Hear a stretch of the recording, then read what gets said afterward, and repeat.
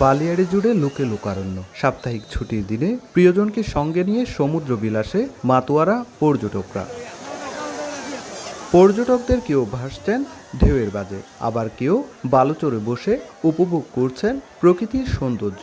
উত্তাল নোনা জলের উচ্ছ্বাসে ভরে উঠেছে পুরো সৈকত এলাকা। পরিবারকে নিয়ে ঘুরতে প্লাস সময় দিতে অনেক ভালোই লাগে। নিজেদেরকেই মনে হয় যে এটা অনেক বড় একটা কিছু আমরা প্রাপ্তি পেয়ে গেছি আমরা সেইখানে অবস্থাতে। সাংসারিক জীবনে ব্যস্ত থাকার কারণে আপনার হচ্ছিল হয়তো ওইভাবে সময় করে উঠতে পারি না। হলিডে আছে, যার কারণে বন্ধু বান্ধবদের নিয়ে সবাই আমরা আজকে একত্রিত হয়েছি। পর্যটকের ভিড়ে ব্যবসায়ীরাও বেশ খুশ মেজাজে। হোটেল রেস্তোরাঁ সব কানেই বেড়েছে বেচা কেনা। এখন মোটামুটি লোকজন আছে, ইনকাম ভালো আছে। দৈনিক 2000, 1000, 1500, 2000 হয়। আমাদের ভালো লাগতেছে, লোকজন শুক্র শনি ভালোই থাকে। পর্যটকদের নিরাপত্তা নিশ্চিতে সতর্ক অবস্থানে রয়েছে লাইফগার্ড সংস্থা। পর্যটকদের দেওয়া হচ্ছে প্রয়োজনীয় নির্দেশনাও। সমুদ্র তো একটা রিস্ক থেকেই যায়, গর্ত এবং রিফ কারেন্ট যেটাকে বলি।